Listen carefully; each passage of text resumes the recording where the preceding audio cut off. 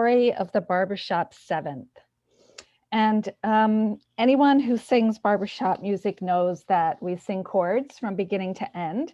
But as you would have read in the description to the class, one chord in particular is really the hallmark of the barbershop style. And it's a special chord that puts a lot of the emotional tension into our music, as well as a lot of the forward motion into our music, makes it want to keep going for the next part of the song. And this class is really about the Barbershop 7th chord. And there's 3 learning goals in this class. So the first goal is for you to learn how the Barbershop 7th is built. What are the notes that are in that chord? What does it sound like? That'll take about 15 or 20 minutes. And then the second goal is for you to understand how and why that chord tugs at your heartstrings, why it fills you with this feeling of longing and creates movement to a new place. Movement around something that's called the circle of fifths. And that'll take about 20 minutes as well. And then the third goal is just to give you a very brief idea of how we can apply some of this to our music. And I'll just give 1 or 2 very quick examples there. That'll take 10 minutes or less. And so in between, I'll stop for any questions. And if you do have any questions along the way, if you would please put them in the chat. So Trisha Harris is here, I believe, and she has agreed quite wonderfully to monitor the chat. If you want something repeated, then you could perhaps put that in the chat. If something went by too fast, Trisha can interrupt me. She's had a lifetime of interrupting me. She's good with that. And then she can ask me to repeat it. Perhaps you have a question, but it could wait until the end of that part. So we'll have part 1, part 2, and then the last part. And then maybe Trisha will kind of save that. And when I get to the end of the first part and I say, okay, any questions, she can either ask you to unmute yourself and you can ask the question, or she might ask it. So and also Trisha, if I'm showing something and it's not coming up or some sound is not heard, please interrupt and let me know and I'll fix the problem. So finally, I just want to say that it will help if you know the names of the notes on the piano keyboard or the names of the notes or the lines and the spaces on the staff. It's not really required for this class. You'll still come away having learned something, understanding why this chord is so important and unique to our music. So with that, I'm going to go ahead and start with part 1. And this is about building a Barbershop 7th chord. So to begin with, what is a chord? I don't know if anybody was in the last class where they talked about chords. Anyone who maybe was there or just wants to try to give us a definition, just unmute yourself and tell us what a chord is. No takers? Maybe it's built on thirds, I'm sorry, I'm not very good at this, but I know when there's 3 notes involved, it was built on thirds. Yeah, maybe I shouldn't have. No, you did good. You did great. It's a group of notes. And yeah, it doesn't have to be in thirds. It could be 2 or more. Yeah, so all played at the same time. Yeah, they're played at the same time, right? So a chord is a group of notes that sounded together to create harmony. And the basic chord will consist of at least 3 notes. So you're right about that. We call it a triad. If there's only 2 notes, we tend to call that an interval, not really a chord so much. So it tends to have 3 notes, your basic chord, and they're sounded simultaneously to create harmony. And of course, harmony is the heart of barbershop. Now, different chords will evoke different emotions. So I'm going to just make sure that I think I might need to share my sound. Yeah, so let me go back for 1 minute. I'm sorry, I've now have removed the screen, the Zoom screen. Okay, so let me share my sound first before I share my screen so that you can hear this. Okay. Good. All right, and Trisha will tell me if this is not heard. To share your computer audio. Oh God, is it going to do something awful to me? It's making me register. Can you hear if I, for example, play this? Can you hear sound? Yes. Yeah, good. Okay, thank you. All right, so we have different chords that evoke different emotions. So there are strong chords. that are nice and happy, like a major triad, right? That's a nice, happy, strong chord. There are some that are plaintive. That's a minor chord. But wait, I hear you say, if the basic chord has 3 notes and in barbershop we have 4 parts, what does a 4th part sing? Well, sometimes the 4th part just doubles up on the 3 notes in the chord, and that makes it really extra strong and restful. That's 4 parts, but sometimes the 4th part will sing something different. It'll add a 4th note that's not in that triad, and that will create a certain emotional effect that is not quite so restful. The 4th note can make the chord sound jazzy and cool. Hear that? That's kind of jazzy, right? Or it can make it feel full of yearning and longing. As if it's trying to get home somewhere where it can rest. You hear how that made it go home to rest.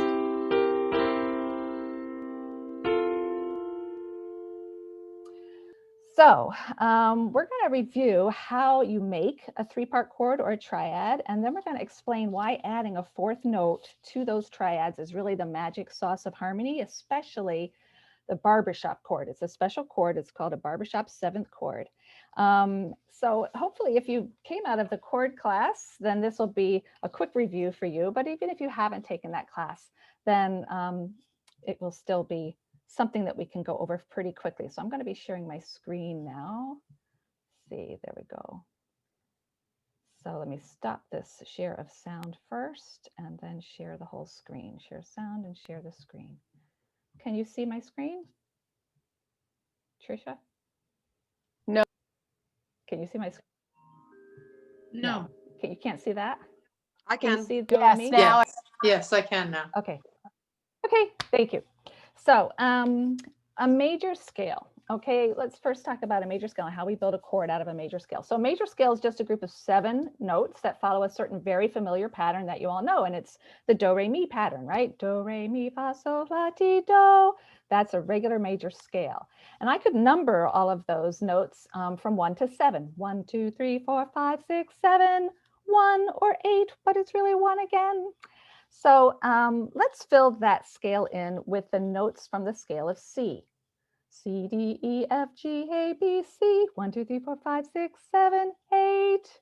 Now, if I want to create a basic major triad chord in the key of C, using the notes of the key of C, all I need to do is to take 1, skip number 2, 3, skip number 4, and 5. That's why somebody said they're a third apart. It's like skip counting, you know, 1, 3, 5, 7, which you learned how to do when you were really young. It's the same thing. It's sort of skipping through the alphabet, C, E, G. And in the key of C, then, a major triad chord is C, E, and G. So let's remove the other notes. And that's your C major triad, the 1st, the 3rd, and the 5th. Now I could stack that vertically as I have here on the right side with 1 at the bottom, then 3, and then 5. And for those of you who can read music on a staff, that's what it would look like on the staff, right? C, E, G. And it will sound like this. Oops, sorry. Whoops. Uh-oh. Go away. You cannot minimize Zoom when you're sharing Zoom windows. Okay, well then I'm going to have to just do this, which I don't like to do. And can you see the keys getting pressed down when I show you that little keyboard at the bottom? C. Yes. Right? So that's what it looks like. So welcome to your first major chord. It's just a major triad, notes 1, 3, and 5 of the major scale. It's that easy. And I can distribute them in any order.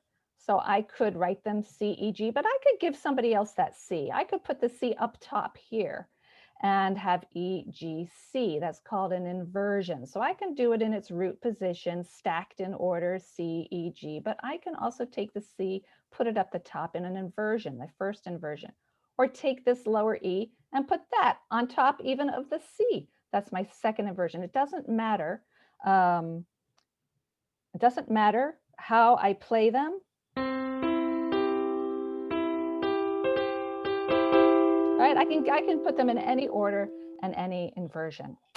So our music consists mostly of major triads. And since we have 4 parts, the extra voice is going to double up on one of those 3 notes. And it's usually going to be the root or 1, because that's the foundation of the whole chord. And so it really needs to be strong. Sometimes we double the 5th, but that's just because it reinforces 1 for certain reasons having to do with the math of music. But either way, that reinforced triad is strong and it's restful and it makes us feel like we're home and we're not going anywhere. So another strong sounding chord that makes me feel like I'm just not going anywhere. And here's another one. But as I said before, sometimes a 4th part in barbershop sings something different, not in that triad. It adds a 4th note to make a certain emotional effect. And the 4-note chord that is considered the hallmark of barbershop harmony is created by taking the major triad and adding a flattened or minor 7th. So I'm going to say that again. The barbershop chord, or the barbershop 7th chord, has a couple different names. It consists of this major triad to which I've added a flattened or minor 7th. So let's see what that would look like in the key of C. Here's C, but actually first I want to make sure people understand one other concept, and that's the concept of a key. What I mean when I say a key. Does anybody have any idea what it means when I say the key of C, or that a song is in the key of C? What does that actually mean? Just unmute. Are you talking about the key signature, Christine? No, just want to know what it actually means to say something's in a key. It's kind of related to the key signature, though. C would be the root. The root, maybe? Tells me what note is the root. Okay, it means home. Tells me what note is the note I'm going to end the song on. What note is the note which when I get there, I go, okay, there's no more. It's done. Da, da, da, da, da, da, da. Home. You know I'm done, right? Happy birthday to you. Done. Home. That's the home. So the key means the note that feels like home, but it tells me something else. It also tells me the scale that I'm using. That home note is the name of the scale whose notes I'm using. So if a song is in the key of C, not only is home C, but it tells me I will be using the notes of the C scale for this song. And the C scale notes are the ones written right here that you can see. C, D, E, F, G, A, B, C. I'll prove it to you. I'm going to play the piano and you can see each note being played. But let me get rid of the sustain or it will take too long.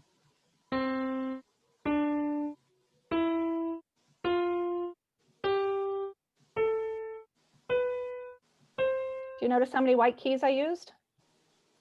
All of them, right? All of the keys were white keys. I have 7 different notes because 8 is really the same. And all of them were white keys. So something in the key of C, a song in the key of C will use those notes, those white notes. If it uses a different note, then that will just be an accident. And that's why we call it an accidental. Because really the notes it wants to use are the notes of the C scale. Okay, so we're going to build a Barbershop 7th. And so we're going to start with the C scale. And we have to start with the major triad. Now we said the major triad was 1, 3, and 5. So there's my major triad right there. And now if I were to add a regular 7th, it would sound kind of yucky. It would sound like this.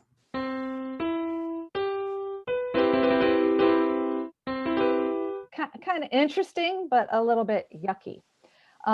So what Barbershop likes to do is to use a flattened 7th. I take that 7th and I flatten it. I lower it just a little bit, half a step. In this case, that's a B flat. Let's remove the other notes. And so what we have is our Barbershop 7th, and let's stack them vertically. So I have C, E, G, and B flat. I can even put that on a scale. So here you see C, E, G, B flat, and then I have them stacked vertically as a chord.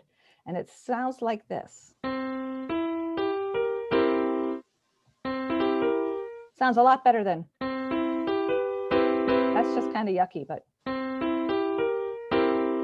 that's a very interesting chord. And this wonderful chord has a natural tension that wants to be resolved. It's a cliffhanger chord. And that's because when we flattened that interval, that when we flatten that seventh, we planted into the heart of this chord something that's called a tritone. I planted between the second and the last note. It's called a tritone. I don't know if any of you know what a tritone is, but a tritone refers to an interval. It means a space between two notes, an interval, that are 3 whole steps apart. So if I have C, E, and B flat, I create a tritone between the E and the B flat. Listen to that tritone. It has a very particular sense of urgency and tension, right? That's when like the ghost jumps out in the middle of the horror movie. They'll give you a tritone. And in fact, it's so tense and full of urgency that it's difficult to listen to in repetition. In fact, once upon a time, this tritone was known as the devil's interval, and people were not allowed to use it in music. You certainly wouldn't use it in church music. You would avoid it, but barbershoppers love the devil's interval. And when the human ear hears that tone, it wants to resolve it to something more restful.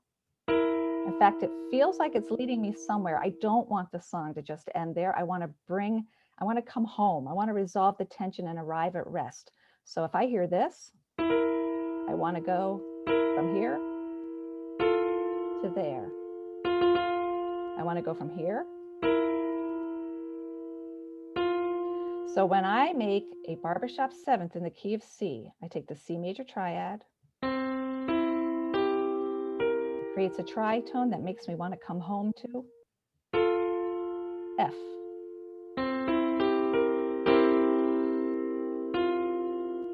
So just to review where we are so far, and this will be the end of part 1. The Barbershop 7th is a chord that's used in barbershop more than in any other form of music. In fact, for a barbershop song to be able to be used in contest, it has to have at least 33% of its chords that chord.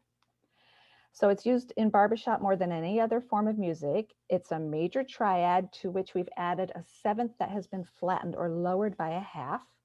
And that flattened 7th creates an internal tritone inside the chord, the devil's interval, that generates tension in the listener. It gives me an emotional state of longing and yearning to arrive somewhere else. That's going to be my new home. I'm going to leave C and I feel more like F is my home. So it's what propels the music forward, because when we hear it, we want to keep going in order to resolve that tense chord and arrive home to the resolution. That's what gives it such a powerful emotional effect. So before I explain how and why it's able to do that, are there any questions before we go into part 2? Just a quick question. When you resolved that sound, you said F, and I don't know, is that the signature of F or? My ear just felt like that was my new home. That's the key of F. That made me want to go to F. That's what part 2 is going to explain. Why? Why does it make me feel like I want to go to F? There's an actual answer to that question. So you asked the perfect question, really, to just go segue now. I first want you to hear it, and now we'll try to explain why. Why does it make me want to go to F? Christine, I have a quick question. So when you say that if you're writing a song in the key of C and you're using C, E, and G and a flattened on this specific chord, you have a flattened B flat, but so they're using I guess I'm kind of confused, and this is definitely outside my realm of knowledge, but so in the entire song, they're using more than just those 3 notes. So how does? Sure are. They Okay. sure are. But I'm creating harmony. So the interesting thing about it, there is a key signature for the whole song. That's true. But when it comes to building harmony, we go chord by chord by chord. So I might have, let's say the leads have a G. Maybe this whole song is in the key of C. And the lead note happens to be G. Now I have to choose how to harmonize it. I could harmonize it by using a C chord and giving other parts C's and E's, but G is also a note in other chords. It's a note in a G chord. So why don't I harmonize it with something from G major? So Gotcha. each chord will have its own life. It will belong to its own. It will be a G major chord, even though I'm in the key overall of C. Yep. All right. Each chord in Barbershop, you have to analyze each chord to As see what that individual. particular Okay. chord is. Right. Perfect. Thank you. Okay, so Right. I can be tootling along in the key of C, but if you throw a B flat in, I'm going to go, ooh, whoa, that's weird. And it makes me feel like I want to go to F in my next Hey, chord. Chris, Laurel has a question too. Yeah. Laurel, why don't you ask her that question? So I had typed, so theory-wise, are there corresponding keys to each key's seventh? So like the key of C has the C seventh goes to an F. Then in order to get back to home, you're going to want to go to like a G seventh, Oh, I down love back it. to a seventh, I love it. down to a Okay. C. But Yeah. does each She is your ultimate Yeah. geek, by the way. This is so cool. You guys, okay, I'm really happy. It means you're like ready for that's exactly what we're going to talk about now, because there is a pattern. good? It's always a pattern for exactly where it's going to lead you. Great. So I think we'll jump in because and if at the end of the next section that question isn't answered, then I've done something wrong. Okay. So I hope you'll let me know. All right. So let's understand exactly how and why this chord creates the tension and how and why it pulls us forward and what the pattern is. And you'll see there is a pattern, Laurel, in answer to your question. To understand that, we need to know about something called the circle of fifths. So the circle of fifths is simply a way of arranging scales, right? And again, a scale, the key is just a scale. So the C key means the scale of C. So the circle of fifths is simply a way of arranging scales or keys to show how closely they are related to one another. Now, scales and keys are like people. I'm very closely related to people with whom I share the most genes. And if I just differ in 1 or 2 genes, I'm closely related to them. If I differ in 30 or 40 genes, maybe it's my cousin instead of my sister, right? So scales or keys are closely related to each other if they share many of the same notes. The more notes they have in common, the closer they are related. So let's think about the scale or the key of C, which is here at the top of this circle. Okay, so here's the C scale again. The 7 different notes of the C scale. They're the 7 white notes in the piano. We saw that there are no black notes on the piano. So the key of C is going to be closely related to any key that shares as many of those 7 white notes as possible, which would be 6 white notes and only 1 black note. So let's have a look. I'm going to play the key of F and look closely at the keys that I play.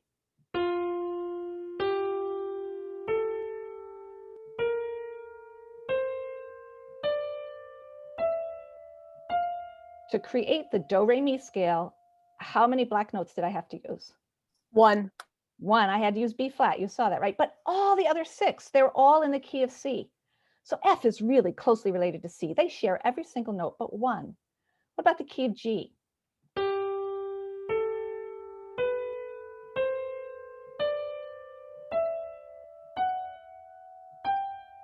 How many black notes did I use there?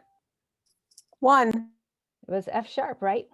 So the key of G is also really closely related to the key of C because it shares all of its notes except for 1. So we can see that here. Here's F, and like C, it has a C, it has a D, it has an E, it has an F, it has a G, it has an A, but instead of a B, it has a B flat. But otherwise, they're really closely related. Same with G, that has all the same notes as the key of C except for an F sharp. And so we put C at the top, we put G on one side because it is very closely related. It differs by just having 1 note different. Instead of an F, it has an F sharp. And the key of F is pretty much the same as C, just differs from it in 1 respect by having a B flat.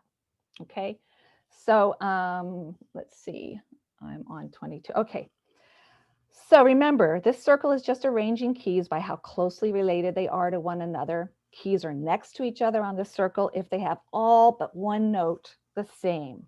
So when I go over here a little bit farther to D, you see that the key of D has 2 black notes. It has an F sharp and a C sharp, but all of the other notes are the same as G. It just differs by 1 note, and it differs from C by 2 notes. So it is really kind of close to C, right? It's just the next one away. It shares 5 notes with C and has 2 different notes. A shares 4 notes with C and has 3 different notes. E shares 3 notes with C and has 4 different notes. So it's getting further and further away from C. Over here, it's the same thing. F had all 6 notes the same as C and 1 note different, B flat. But this key, B flat, has 5 notes the same as C, but 2 notes different. It has a B flat and an E flat. And it continues. E flat has 4 notes the same as the key of C, but it has 3 notes that are different because it has B flat, E flat, A flat.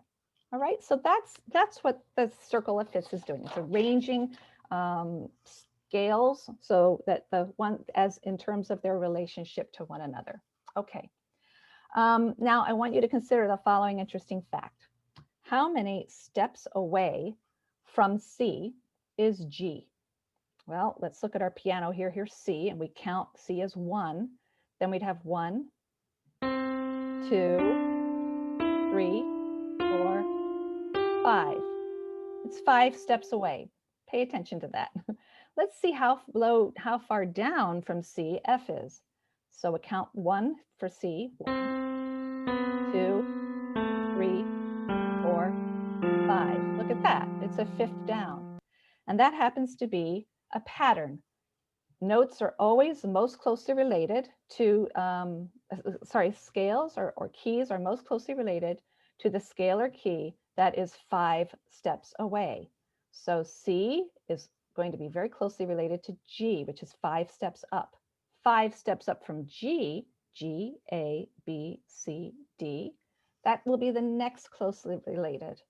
From D, 5 steps up, D, E, F, G, A. That's why we call this the circle of fifths, because it arranges keys by how closely related they are to each other, and that always happens to be a 5th up or a 5th down. 5 up from E is B, 5 down from E is A, 5 down from C is F, 5 up is G. All right. Now we're ready to understand why it is that the barbershop chord pulls us from one key to the next most closely related key. So let's build our barbershop chord in the key of C again. Remember, this is the key of F. Oh, no, it's not. It's the key of C, right? Hold on a second. Why do I have that? Oops. I think that's what I wanted. Sorry. So here we have the barbershop chord built on C. It's a major triad, C, E, G, and we added that lowered or flattened 7th of B flat. Now, wait a minute.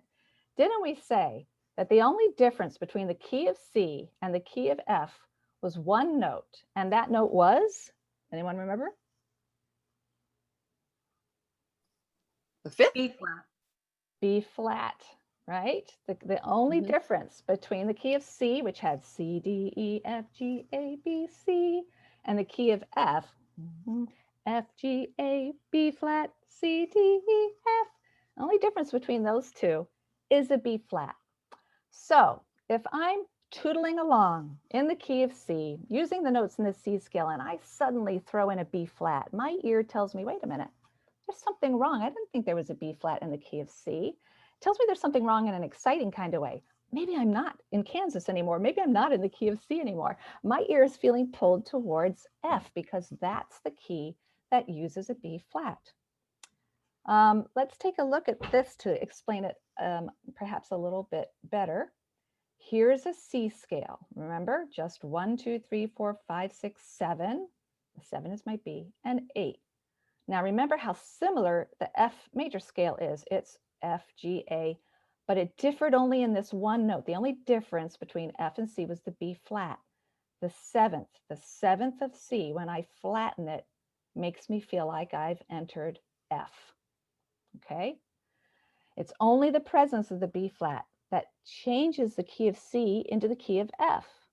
F is exactly like C, except it has a B flat. So if I'm playing a song in C and I throw in a B flat, I'm going to feel myself being pulled out of the key of C, and I want to travel to my new home because I feel like really F is my home. And that makes that emotional tension that will only be released or resolved if in the next chord is in the key of F. Then I'll feel relaxed and I'll be home. Now that we're in the key of F though, so let's say I'm going to go back for a second. Let's say I play this chord, C, E, G, B. And then that makes me feel like I want to go to F. All right, so now I'm in F. But now that I'm in F, what if I decided I want to build a seventh chord in F?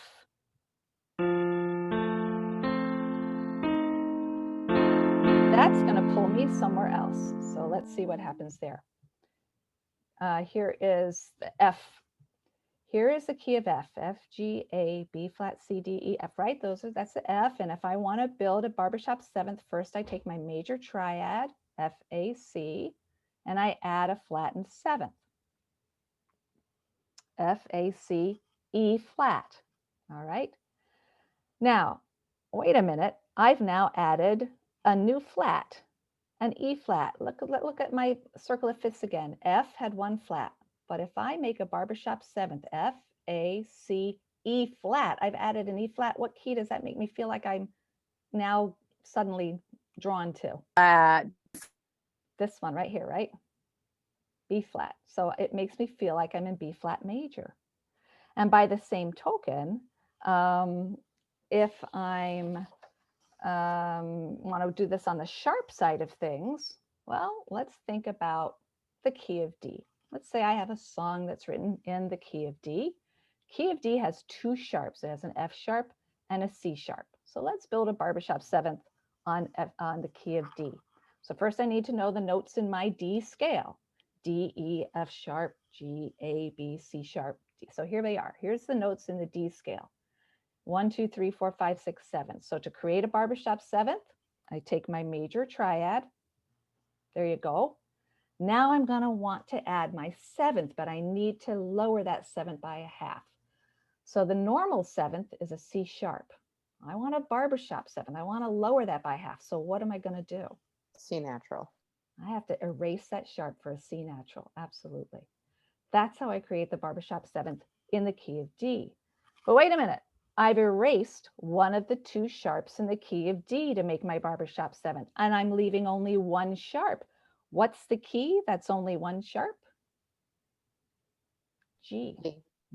G. So when I was in the key of D and I made a D7 chord, D, F sharp, A, C natural, I erased that sharp. Well, naturally, I feel like I've been pulled into the key of G.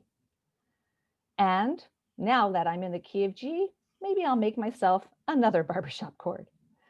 Here's the notes for the scale of G. Let's make a Barbershop chord.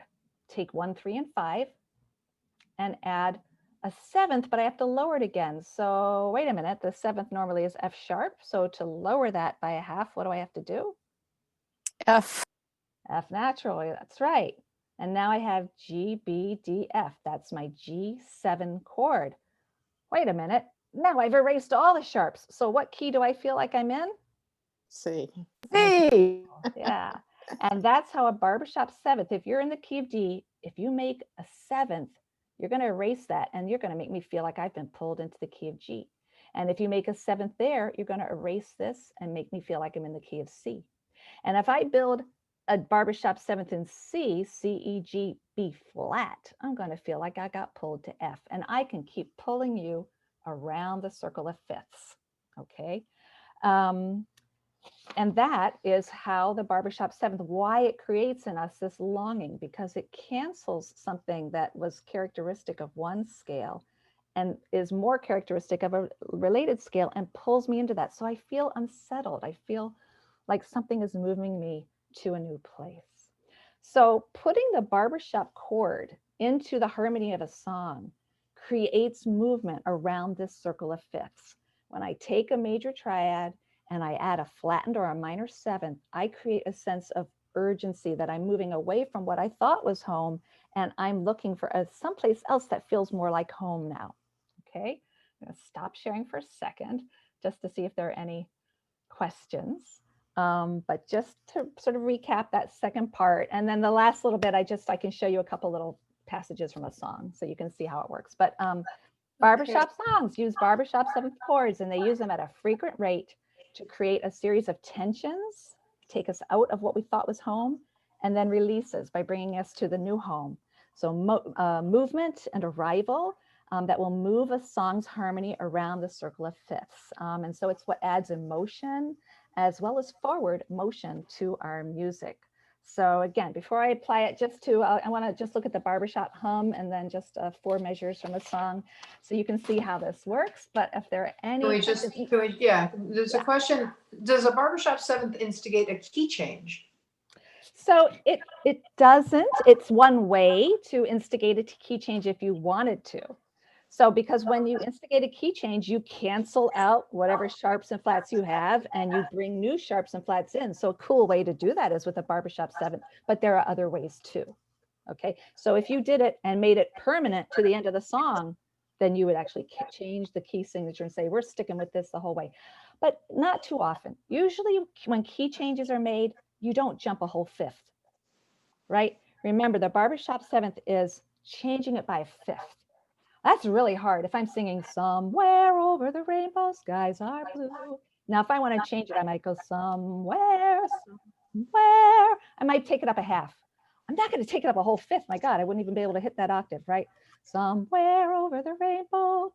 You wouldn't suddenly go somewhere over the... So it's not usually used to change the key of the song. There are other ways to do that, but it changes the key of the next chord, which sets me up then to change the key of the next chord.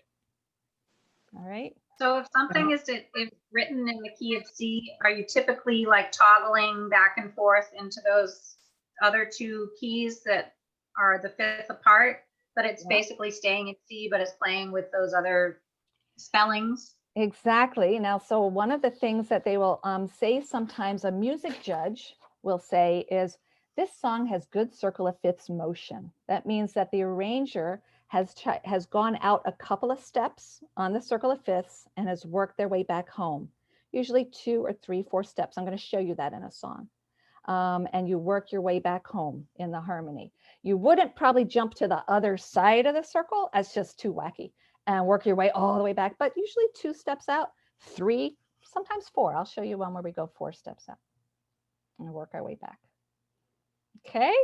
And again, none of this is anything anybody has to memorize or remember, but sometimes just hearing something once, it's like, oh, I understand why that's important musically or why that makes our music interesting. I consider these things like when I go to the doctor and she explains all these complicated things about how your thyroid works, and I listen and I understand and I get it, but when I walk away, there's the basic takeaway that I have. I don't have to be able to recreate all of the steps of her explanation. Okay. So just 5 more minutes or so to show you a couple of things. Does that sound good? Okay.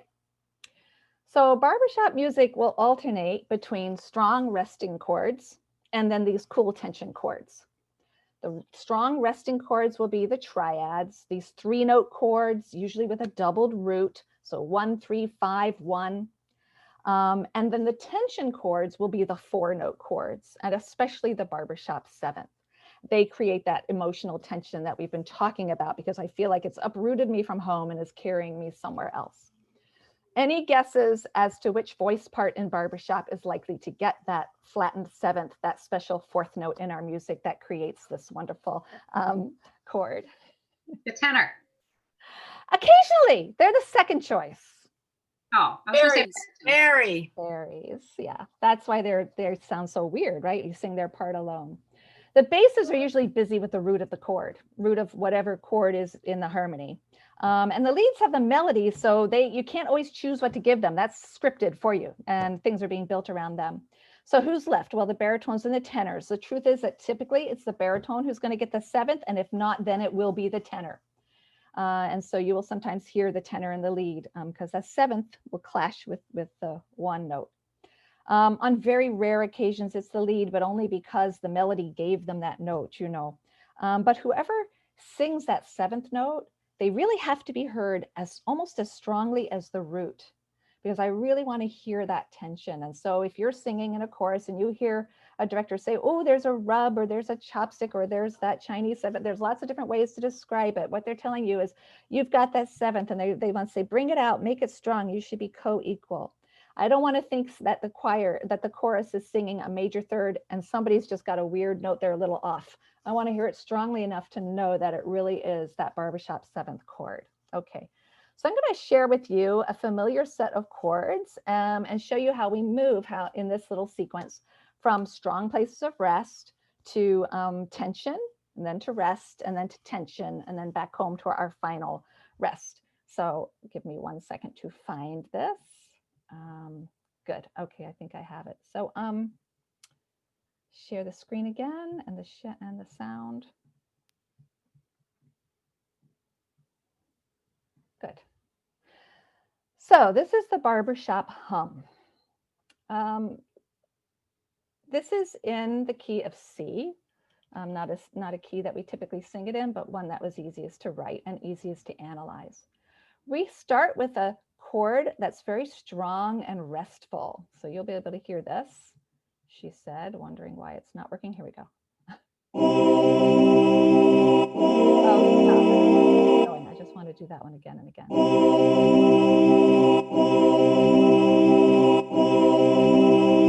Nice and strong, right? And notice what we have.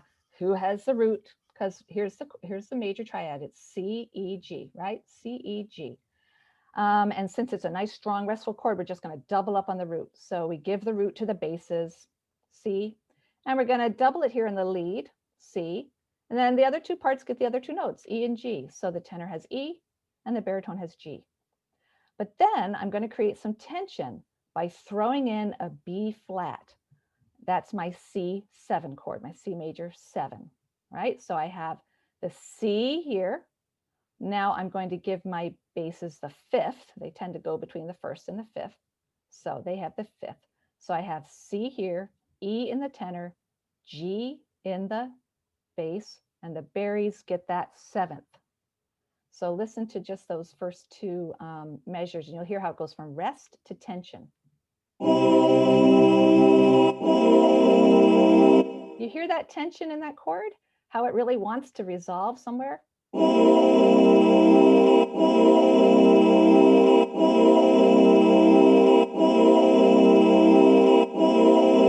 so where does it resolve? Well, we saw in our circle of fifths that when I add a B flat, I feel like I'm now in the key of F.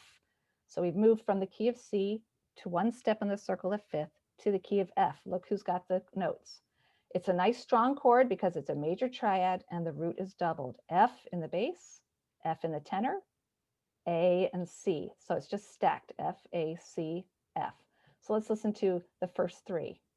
Rest, tension, rest. You hear how restful that was when I got there? Now I want to bring it back home to C. Well, the easiest way is to jump over to G and give myself a 7th, a Barbershop 7th chord built on G. So we go to G and we have our major triad, G, B, D, and a minor 7th or flattened 7th of F, because in the key of G, I normally would have an F sharp, but I flattened it to F, and that's going to create up a Barbershop 7th that's going to yearn to come home to C. So let's first listen just to this one. You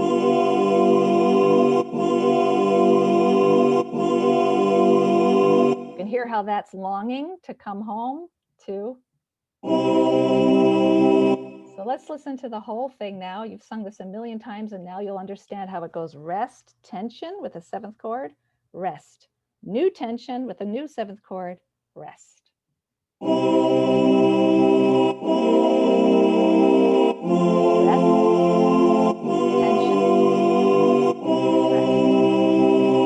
Okay, so hopefully that's clear. Now that's a pretty simple example. The arrangement just steps out one step on the circle of fifths. From C, I just put a Barbershop 7th, a C7, and I moved over to F. That was one step to the left. And then I stepped one step to the right of C for the heck of it to create a G7 chord to bring me back home. So it really just moves, one step to the left, and then it goes to one step to the right of C to bring me back home. We didn't go too far away. We felt pretty close to home the whole time. It was a short and a very simple journey. Now, all of music is a journey. All songs start at home, they go on an adventure, and then find their way back home. And sometimes the journey is short, like this one, but sometimes it's long and complicated. As in any good story, there will be drama and conflict and tension until the hero overcomes everything and arrives safely back at home. So let's look at one last example, which is a little bit more complicated.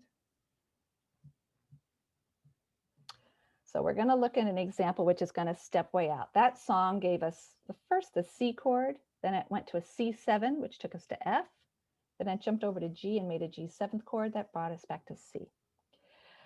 But the circle of fifths is what arrangers use to create the drama-filled journey of a song.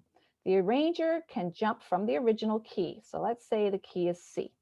They can jump from the original key to some arbitrary place on the circle, like E, and then they can use Barbershop 7th to move step by step counterclockwise around the circle until they guide our ear back home to the starting key. So I can have a song in C, and I could jump here to D. I could have a D chord, and then I can make a D7 to cancel the C sharp, and that'll pull my ear to G. But with a G7, I can then bring myself to C. And if I want to create really long-lasting tension, I may go from D7 to G7. I may not even let you sit on G first. I might just go from 7 to C. Or let's say the song is in A flat, and I'm going to show you an example of this. Let's say I have a song, it's written in A flat. So this is a key signature. The key signature is telling me we're going to use the notes of the A flat scale for this song. So it starts and it ends in A flat. And the arranger might decide, I'm going to jump all the way over to C. Then I'm going to make a C7 chord by adding a B flat, C, E, G, B flat, and that's going to make me feel like I'm in F. Then I'll build an F7 chord, F, A, C, E flat. By adding that E flat, I feel like I'm now in this key of B flat. I'll build an F7 chord there by adding another flat, an A flat, that will make me feel like I'm here. And then I'll build an F7 chord by adding a note that makes me feel like I'm here back home finally in A flat. And in fact, there is a very popular, well-known barbershop song that follows exactly the sequence I just described. It starts in A flat, it jumps to C, and then it works its way from a C7 to an F7, B flat 7, E flat 7, and A flat 7. Let me find that for you and play it, and that will be our final. That's it, and this, good. Okay, can everyone see that? This is 5'2". It's going to start in A major, or A flat major, I'm sorry. See the key signature says an A flat major. And let's take a look at these notes. You see the bass has an A flat and the tenor has an A flat. The notes in an A flat major chord are A flat, C, E flat. I've put those up here for you. So A flat, lead has the C, Barry has the E flat, and then I'm doubling up my A flat. In fact, all the way through this measure, the tenor and the bass have A flat, telling me good, strong, solid. And the Barry and the bass just trade the C and the E flat. See how they go back and forth? So that's just 3 A flat major chords, one right after the other. They just get changed around who's singing what. And then all of a sudden, I switch. I have the notes C, E, G, to which is added a B flat. Remember, we're in this key, so this is a B flat. I have a C, E, G, B flat. That's a C major 7. So on the circle of fifths, they jumped all the way from A flat to C and gave me a C7, and that's going to pull me around the circle. Let's continue watching what happens. Sorry, I have to keep doing that. So now I have a C chord with a B flat, and this whole measure, that's all it is. The B flat's up here in the tenor, so they're the ones with the 7th this time. Down here, the basses are on the 5th, G, and the Barry and the lead are just trading back and forth, the C and the E. And then all of a sudden, I switch to F, and again, it's a 7. I have F, look at the notes in the F major 7th, F, A, C with an E flat added. So F, A, C, now the baritones have E flat. Baritones are going to have the E flat all the way through here. The basses are just going to go back and forth between the root and the fifth. F, C, F, C, F, C, F, C. So that's the F and the C, and the tenors are going to sit on that A the whole time. And so the leads are just going to be trading the F and the C with the basses. But every single chord here is an F7 chord, every single one. It's just changing who's singing what. And then from there, we go to a B flat 7, B flat in the bass, and a D natural up here, and an A flat. And then we get to an E flat 7 and an A flat minor. I'm going to let you listen to how this sounds, okay? So first you'll hear the A flat major is going to sound nice and strong. You hear that? Bum, bum, bum, but it's just bum, bum, bum all the way across. I hope that's loud enough, people. Right? Nice and strong. Now it's going to shift and you'll hear the tension. Did you hear the tension? So go the first two measures. More tension.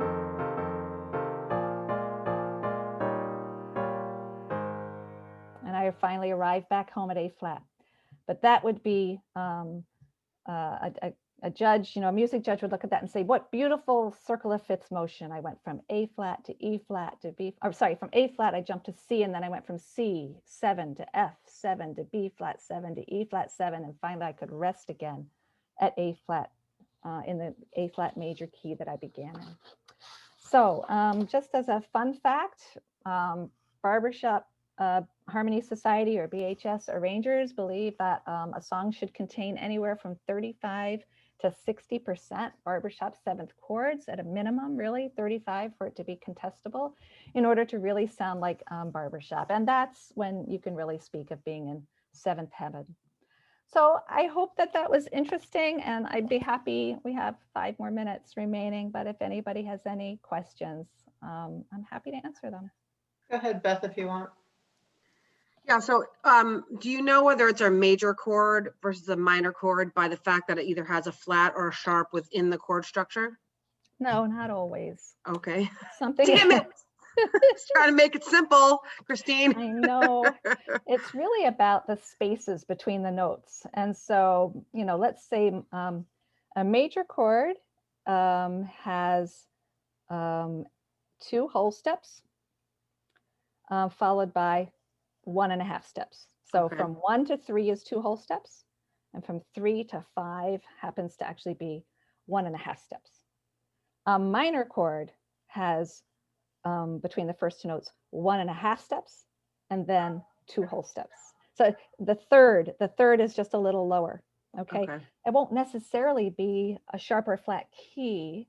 If I start on A, well, 1.5 steps away from A is C. That's a minor third. I didn't have to put a sharp or flat on it. Just A to C happens to be. So it's about the relationship between the notes. Okay. And then my you other can't trust question that. was, if you start in, like if you're saying a song is in A flat, does that mean the first chord in that song is written in A flat and then it changes from there based on how each chord is built? No, it means the entire song is trying, the entire melody. Okay. Maybe that's a better way to think of it. The key signature tells you what notes the melody will be using. So the melody is going to be using the notes of A flat. Now I'm free as a barbershop arranger to come along and say, but this particular note, I'm going to harmonize it as if it was, instead of that A flat being the root of the chord, I'm going to make it the third of the chord. I'm going to make it the fifth of the chord. I'm going to arrange harmonies around it that give it a different place. Okay. So the melody will always be an A flat, and I keep those sharps and flats, whatever they are, I keep that. But the arranger is free to use a different chord structure for every harmony. And this is why I'll never be an arranger. Well, it's cool. It makes more sense now that you've explained some of it. It's mind-boggling, but it's cool. Yeah, and that's where the circle of fifths helps, because Dave, and I'll answer your question in a second, Laura. A lot of times arrangers say, you start strong, right? You start strong and then you play, you might step out and then you kind of just follow the map. If it's from here, put in a seventh to take me there, to put in a, that my ear will like that. So the arranger just sort of trusts. It's not like arrangers necessarily, I imagine some do. It's not like they necessarily hear the whole thing and are writing it down. They know going in that there are standard patterns to follow that are going to sound pleasing, right? So yeah, Laura. I was going to say, I've noticed that a lot of arrangers start a song on the 7th. And then like we all know Love Letter Straight from My Heart. The sky maybe, the sky. It starts on the B7, right? The Barbershop 7th, and then the And that will, word. and that'll be a pickup. And that'll be a pickup to the, it won't be on the downbeat, Laura. It'll always be right before the downbeat, because the downbeat will be the strong note. So if I'm in the key of C, for example, the first strong chord of the first measure will be a C major chord, triad. If I have a pickup note and I want to make it sound really barbershop-y, well, then I'll put a G7 in there. That happens a lot. Right? I'll give it that tension right off the bat and put a G7 in and resolve it to the C. That's exactly right. Yeah. Yeah. Laurel? Hi, I don't want to go off topic, but do you give a class on the corresponding key progressions to make key changes for each key? I don't.